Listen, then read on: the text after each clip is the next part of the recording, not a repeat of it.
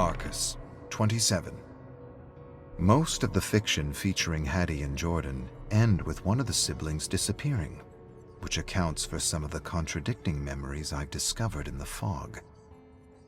I believe there are several actual Hatties and Jordans stuck here with all the others. The memories I've studied so far conflict with one another so that they rarely line up with each other or the fictional stories I found in the Chamber of Blood.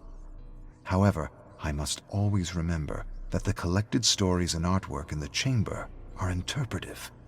They are not exact, and they were more or less inspired by several versions of the siblings that exist, or will exist, or have existed within the endless tapestry that is the Omniverse. The truth is, the unknowns have collected so many stories that I don't know where to begin my research. Currently, I am focusing on the Red Crane and 12 to Midnight to better understand how the Black Fog works and how the characters in these stories may have been able to interact with it to their advantage. There are also many versions of déjà vuism that relate a story of how one man found a way into the darkest recesses of this dimension to save the one he loved. But the story doesn't go into the details of how he managed to find a way in, and I will have to go through other versions of the story to see if there is any information that can help me. Better yet, I am hoping to find his actual memories within the fog, to give me a sense of how he found a way into this realm.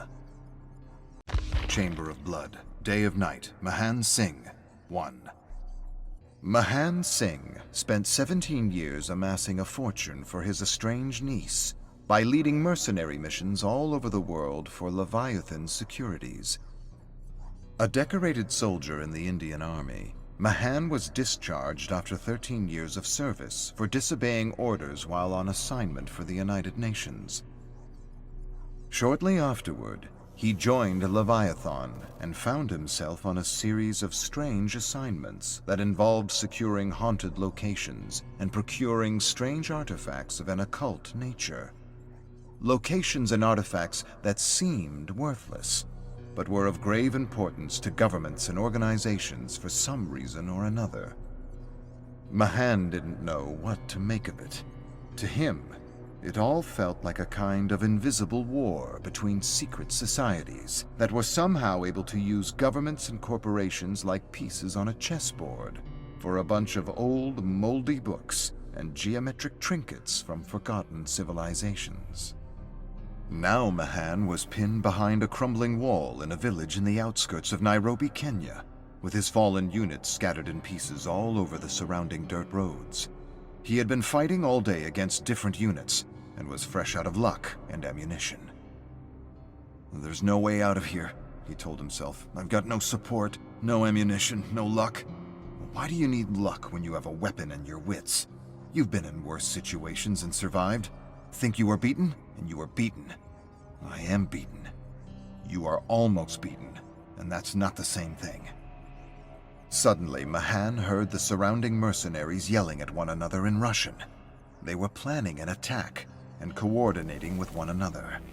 He peeked around the corner, then ducked fast as several rounds punched holes into the wall, sending clouds of dust and stone into the air. He cursed in Punjabi, grabbed his automatic rifle, then craned his head ever so slightly to see fast-moving silhouettes against the full moon closing in on his position.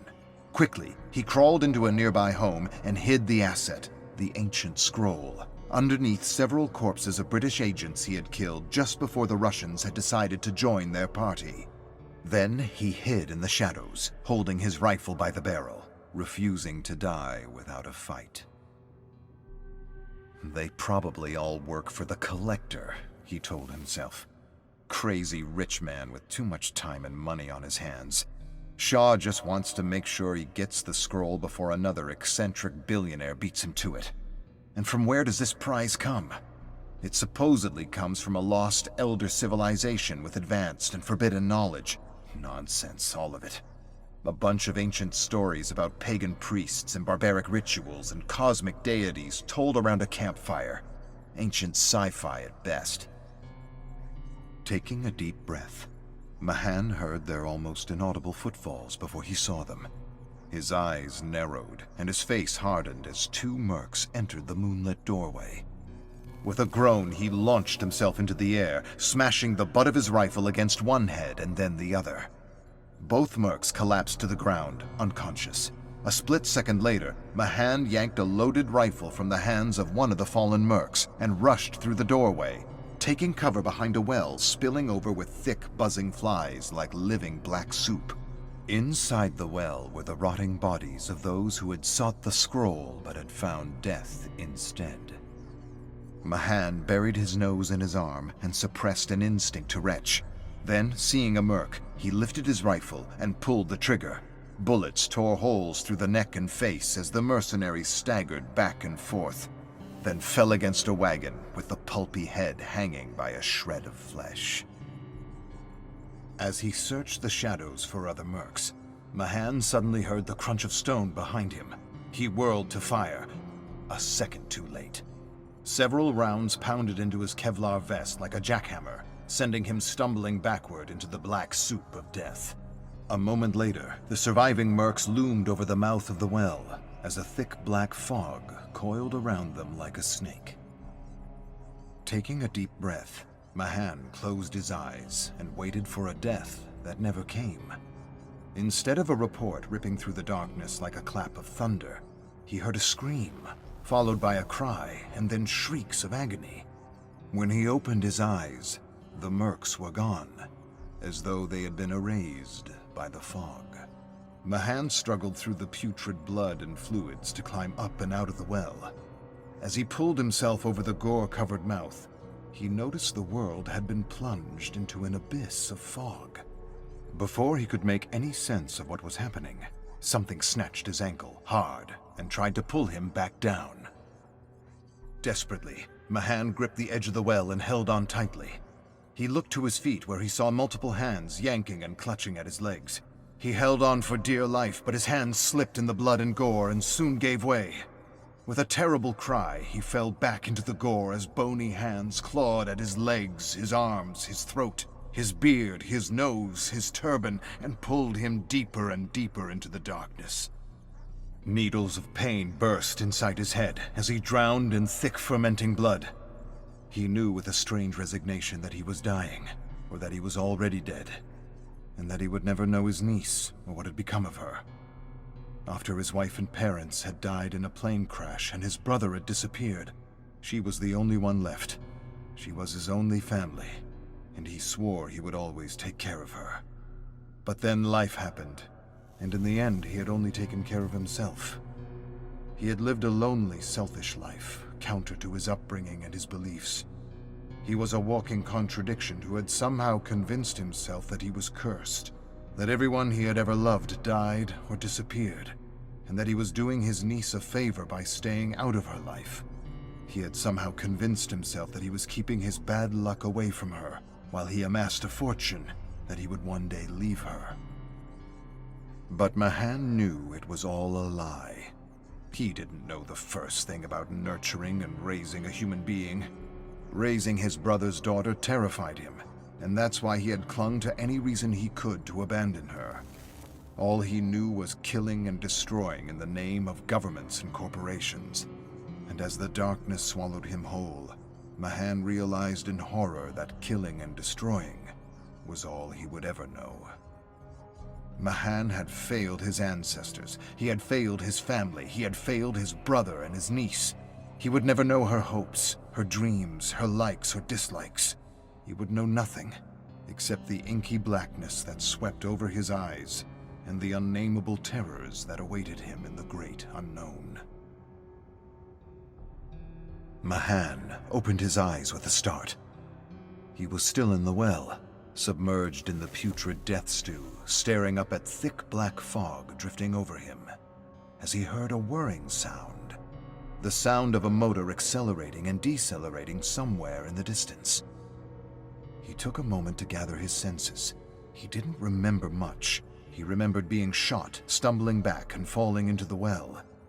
Everything after that moment felt like a nightmare that had been inspired by one of his father's stories, the one where unarmed, peaceful protesters were shot dead and stuffed into a well. and left to rot in the blistering Punjab heat. With a painful groan, Mahan reached out with trembling hands to a jutting rock, and with difficulty pulled himself free from the gore. Rock by rock, he climbed his way up the festering throat of the well and finally pulled himself over the mouth and into the thick black fog. A cry sounded over the incessant whir of the machine, and Mahan quickly realized he wasn't in Kenya anymore. He stood and took in his surroundings. There were strange structures like factories submerged in the fog. Scattered around the structures were piles of clothes and bodies set ablaze. Above in the pale red sky, crows circled and cawed, adding to the oppressive cacophony. "Help, please." Mahan heard a woman crying for help coming from a bank of fog. Snapping out of his daze, he extended his hands and waved a tunnel through the fog, searching for the source of the sound. "Help, someone, please." The disembodied voice reached him again, and she somehow seemed close and far at the same time. He froze to listen carefully, but all he could hear was the incessant whirring of the motor accelerating and decelerating. "Help." There it was again. He moved left, then right, and finally he reached a woman in pilot fatigues, stuck in a trap of twisted barbed wire. Without a word, he pulled the metal thorns out of her legs as she winced and squirmed in pain with every movement. "I don't know what happened or how I ended up here." Her voice trailed away, and she seemed bewildered. "What's the last thing you remember?" Mahan asked as he struggled with the barbed wire. The pilot stumbled back and answered with intermittent groans as she nursed her wounds. "I was on patrol, soaring through clear blue skies, when this black cloud suddenly appeared, and then the plane began to shake and break apart, and I don't know. I was here." A sudden click, and they both turned wide-eyed to face the barrel of a rifle. Behind the rifle, a man in black fatigues appraised them.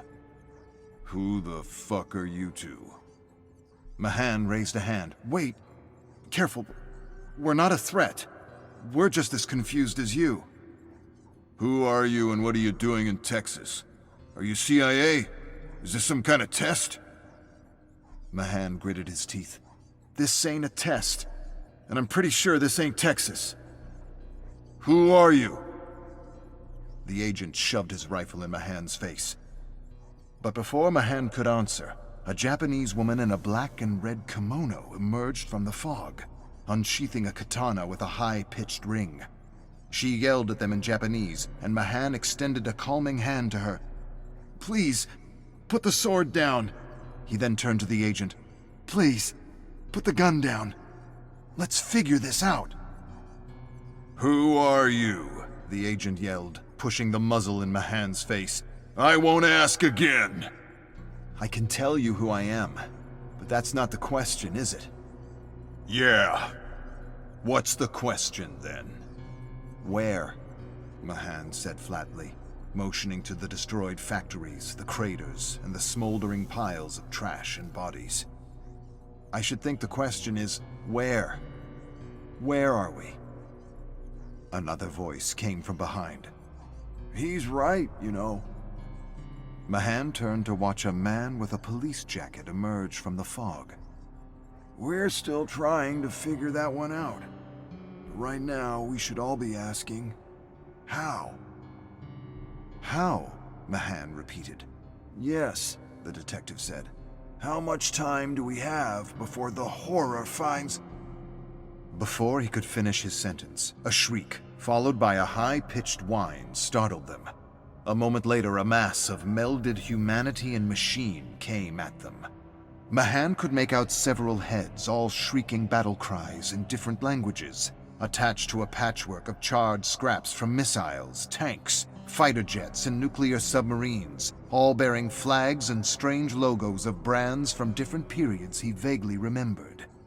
He stared at this monstrous chimera in shock and wasn't quite sure what he was looking at.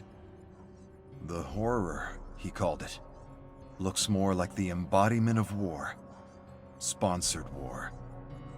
Mahan swallowed a thickness growing in his throat as the horror rushed the stunned agent and tore his head off, swallowing the terrified face and dripping neck like a ripe cherry. Then its ghastly mouth opened wide, and a stream of fire torched the jerking headless corpse as it collapsed into a heap of industrial garbage. Not waiting to be next, the samurai lunged at the monstrosity, and with incredible speed and precision, cut it to pieces. Then all of them watched in disbelief as the pieces of flesh and metal slowly disintegrated into the living fog. The detective sighed. "It will be back," he said, appraising the samurai. 18th or 19th century, Red Crown clan. You're not the first. We could definitely use your skills here. The samurai sheathed her katana and grasped at the fog as though trying to capture pieces of it to study, as though she recognized it. Mahan approached the detective. "Where exactly is here?" But the detective didn't answer. He merely turned his back on them and walked away, saying, "Follow me, if you want to escape." Mahan took in a deep breath and gathered his senses. Then he took to his heels and followed the detective into the unknown, with the samurai and the fighter pilot in tow. Mahan followed the detective through a labyrinth of bombed-out factories and mountains of garbage set ablaze. At the center of this industrial hell was a giant machine with hooks and cameras and television screens of every possible brand and size, broadcasting moments of Mahan's life, as though his brain was a Wi-Fi signal that could stream his memories, his darkest memories. And not just his memories, but the memories of the samurai, the pilot, and the detective. It was as though they had been selected by some unnameable and incompressible intelligence for mere entertainment. The detective stopped when he reached what seemed to be a submarine hatch, surrounded by a pile of smoldering trash and mangled, charred bodies. "Get in," he yelled, opening the hatch. "I'll explain what I know when we're safe." "Where does it lead?" Mahan asked. "Away from here," the detective said, "and that's all you should care about right now. We don't have time for explanations, but when we're safe, Ben will answer all your questions as best he can. Right now, you need to—" A clanking noise suddenly interrupted him. "Go, go, go!" the detective yelled as the horror came at them from the shadows. Instantly, he pulled out his flashlight, distracting the horror as Mahan and the others escaped down the hatch.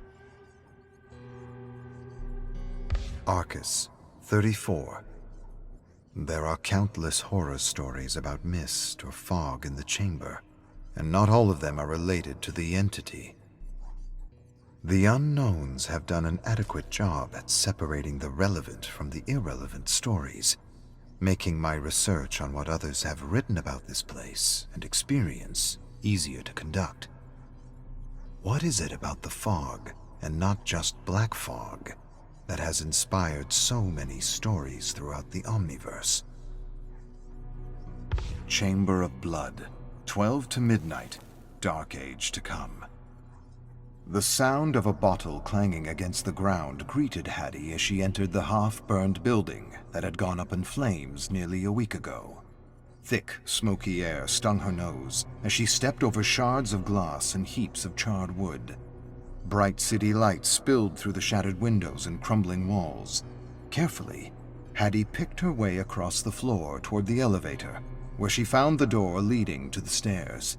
A sign on the door warned her that the entire structure would be demolished in the morning. There's still time, she thought as she ascended the narrow stairs. I've got a few hours to convince Max that he's not crazy, that he's not losing his grip on reality, and that something is happening to our world, something only a few of us can see and feel. Hattie reached the last door at the top of the stairs and pushed her way onto the roof. There she spotted a man sitting on the ledge with thick, tangled hair and a weathered army jacket. drinking himself to oblivion as he stared out at the bright lights of the city. She approached him slowly, and he didn't react or even turn to regard her when she sat down beside him. She merely sat in silence, listening to the police sirens wail in the distance over the horns and the muffled music coming from the clubs and bars below. At last, she said, "I thought I'd find you here." Max took a few swallows of rum. "I don't know you." "But I know you, Maxwell." "I don't care where you're from. I don't want to talk." "Yes, I can see that. You want to drink." "Perceptive," he said sarcastically, then extended the bottle toward her. "You're welcome to join." "No, thank you, Mr. Holt." "How do you know my name?" "I know much more about you, Max." "You CIA? FBI? "If I were, you'd already be dead," Hattie said. "You were an Olympic biathlon athlete. You were a soldier. Iraq, Syria, Afghanistan. You left the military after an incident, and after that you kind of pulled yourself off the grid." "You know how to use a search engine. You get a gold medal. Now leave me alone to my quiet time." Max raised the bottle and took another swig. Hattie narrowed her eyes and looked to the shadows on the roof beyond him. She couldn't see anything, but she could hear disembodied voices talking to him. She shut them out, then leaned closer to him. "I know you see and hear things others can't. I know they follow you. I know you want them to stop. And I didn't get all that from a search engine." Max lowered the bottle from his lips and fixed his gaze on a couple arguing on the sidewalk below. "You don't know what I hear, what I see. Things from another place, another world, another realm." Max swallowed a growing lump in his throat. Hattie paused, then continued. "Something otherworldly attacked your unit, and you survived because of your abilities, and now no one believes a word of it.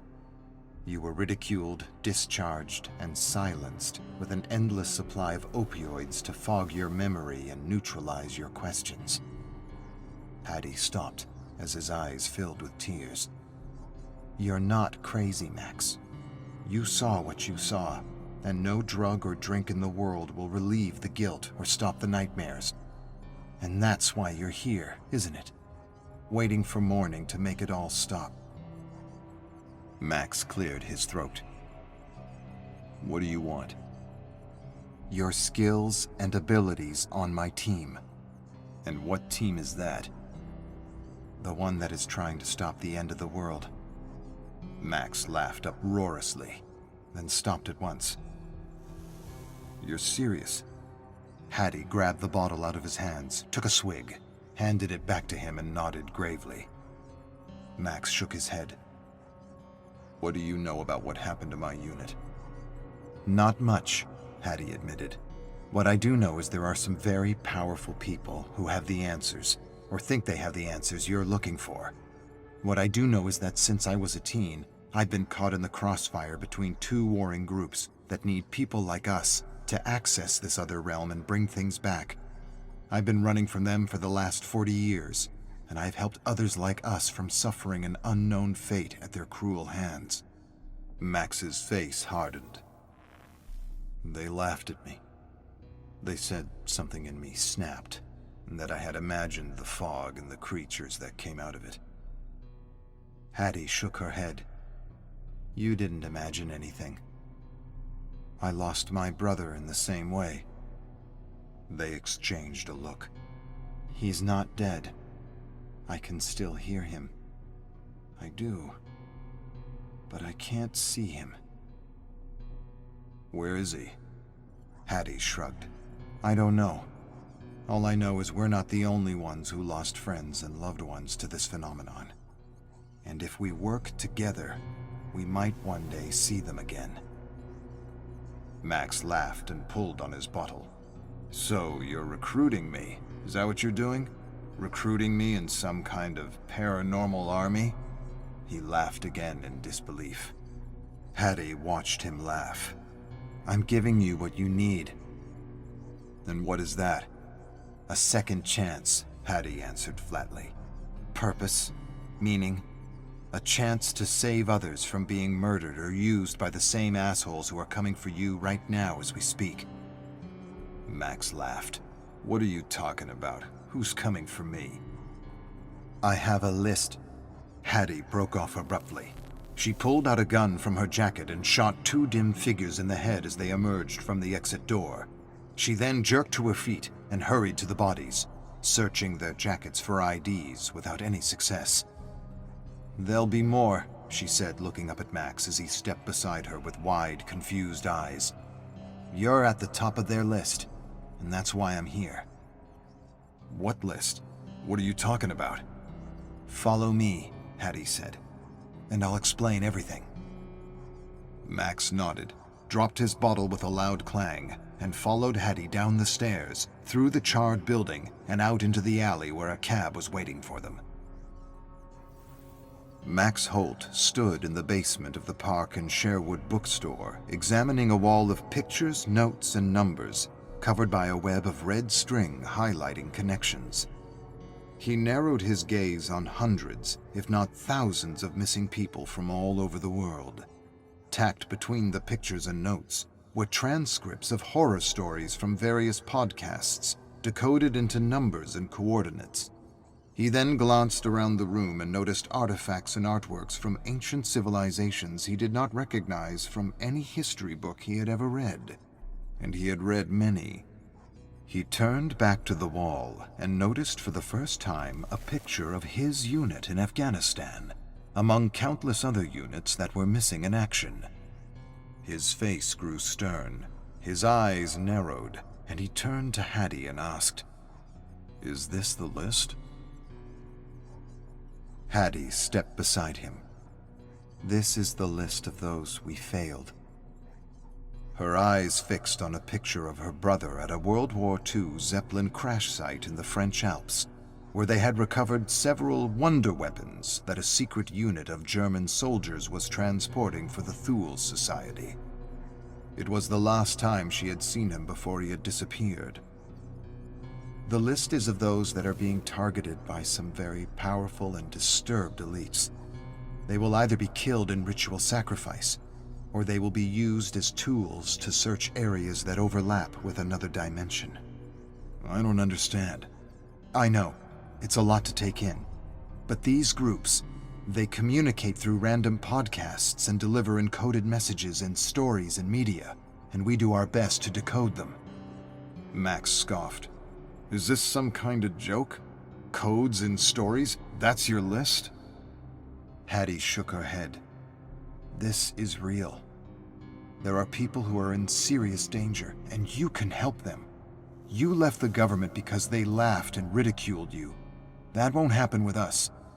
We know what you saw is real. Max approached the picture of his unit. I've got names and places and endless funds at my disposal, she said. We're 12 to midnight, and only a few of us know it. And I need you on our team, not theirs. Minutes? Seconds. 12 seconds. These groups, Max queried. Are they that powerful? You have no idea. Max extended his hand, touching the picture of his unit. He then followed a red string to a passage culled from a horror story. From the passage, he followed yet another string to a series of numbers. The time, day, and place the creatures in the fog attacked them. Hattie stepped away and soon returned with a folder, pulling out a picture of an abandoned cemetery in Chile, along with a picture of a man. She handed the pictures to Max, and he stared at them for a long, thoughtful moment, before nodding that he would join her team. Chamber of Blood. Rabbits attack hiker in Colorado. A hiker is in critical condition after being bitten by a dozen rabbits that escaped the Ascendic Research Institute, an emergency responder said Friday. The hiker was bitten in the legs and face near Misty Lake, said National Park Ranger Steve Downer. The hiker's condition was unknown Friday. but doctors are optimistic.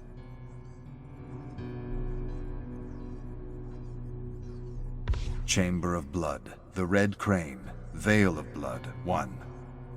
Several paths led to the harbor where peasants and merchants had witnessed the strange appearance of a foreign ship. They discussed the ship and the arrival in the surrounding villages with mingled anger, fear, and curiosity. Most believed the foreigners were here to disseminate contraband and rob their beloved land of precious artifacts. Many believed a band of thieves was selling these precious goods to these foreigners in exchange for their weapons. Some even claimed that they had seen these thieves on the gangway, loading stolen artifacts and relics from fallen lords and noble families onto their ship. Saku Nakano stood in the moonlight, considering her options. There was the long and safe route along the dirt road, and there were shorter routes through the dark and deadly woods, where many unlucky villagers had been killed by creatures, it was said, not of this world. Saku knew of these cursed places all too well. She had lost her entire clan to these mist-enshrouded areas over the years, and now she roamed the country, the last of the Red Crown clan, seeking out the great corruption that was upon her people, finishing what her clan had started centuries ago. The enemies to her clan, the Black Serpent Society, served a 9-headed serpent made of black mist. They believed the Black Serpent would grant them powers and boons beyond human comprehension in this world and the next, in exchange for unquestioning devotion. They were convinced that the Black Mist Serpent was a demon that slithered through these wooded, cursed areas, creating doorways into what they called the belly of the serpent, or just the belly.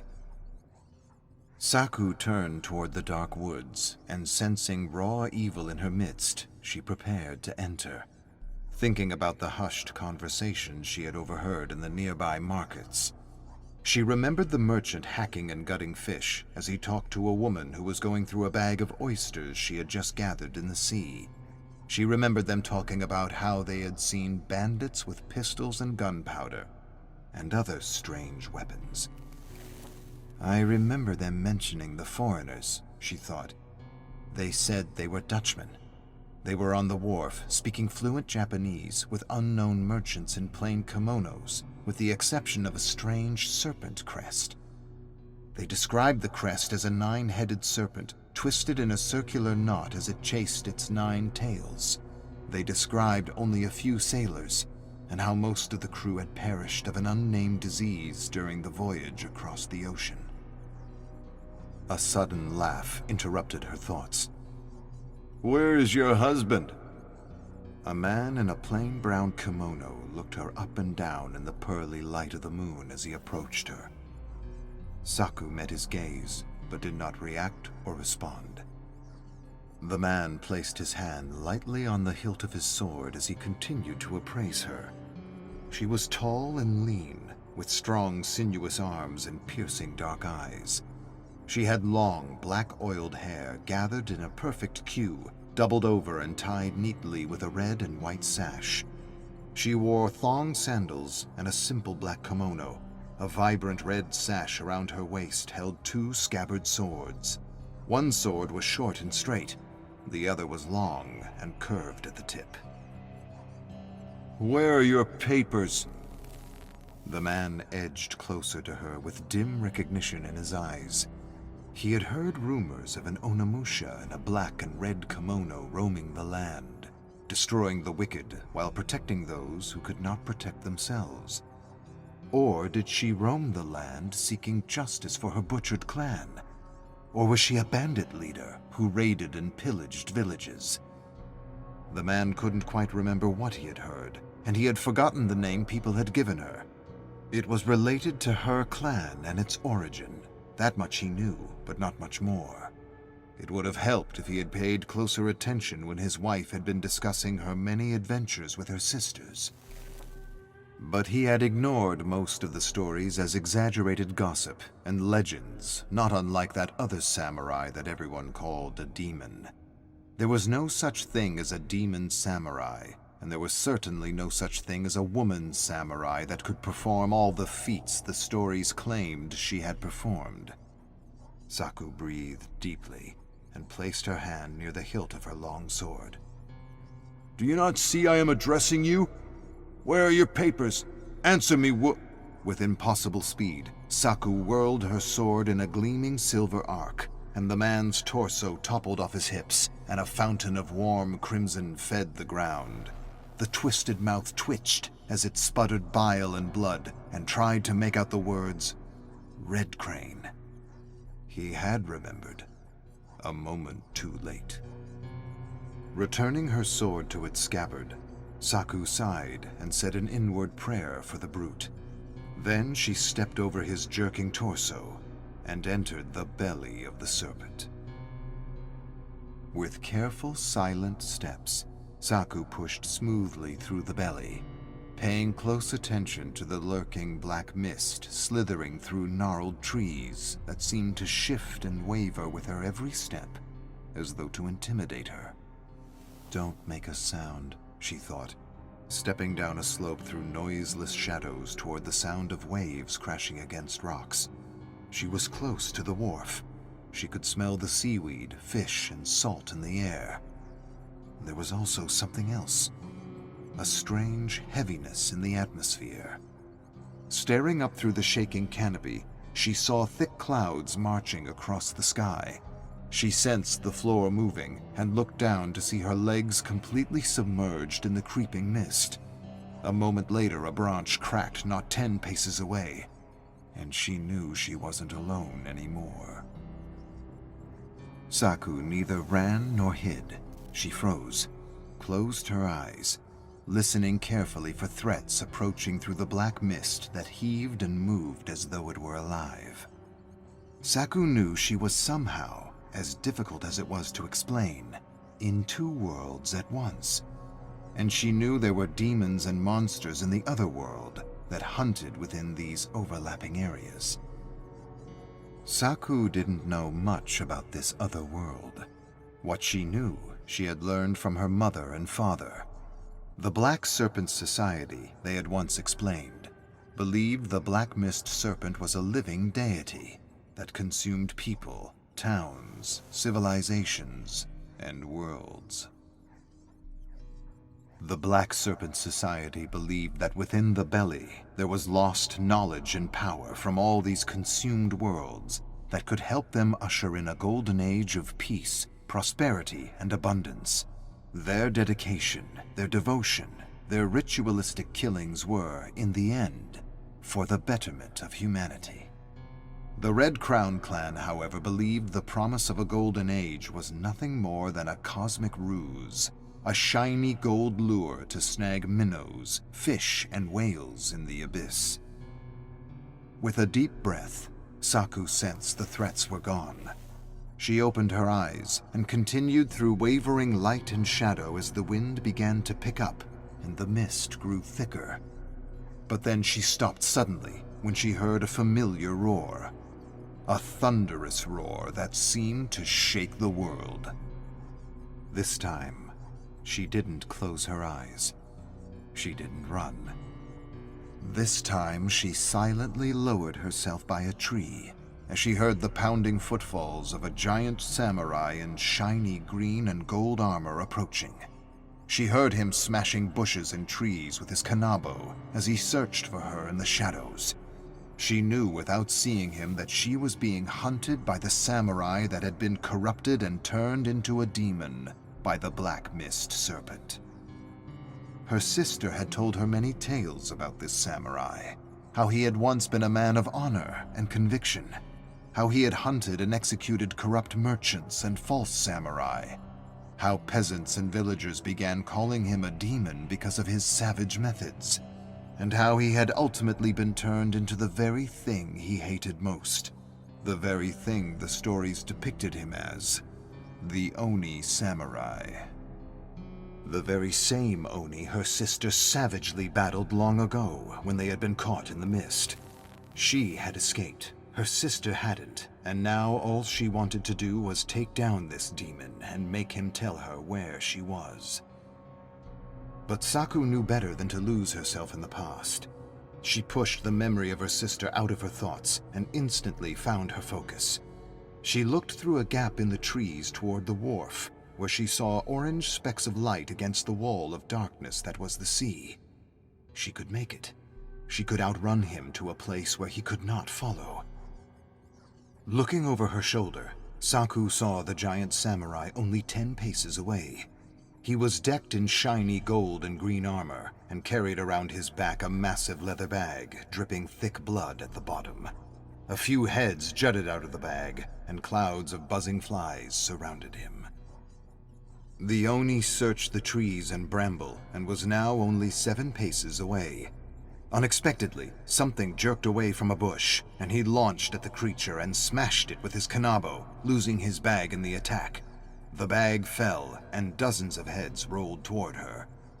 One head stopped at her feet and stared at her with wide-open eyes. Saku gasped as she suddenly realized she was staring at her own face.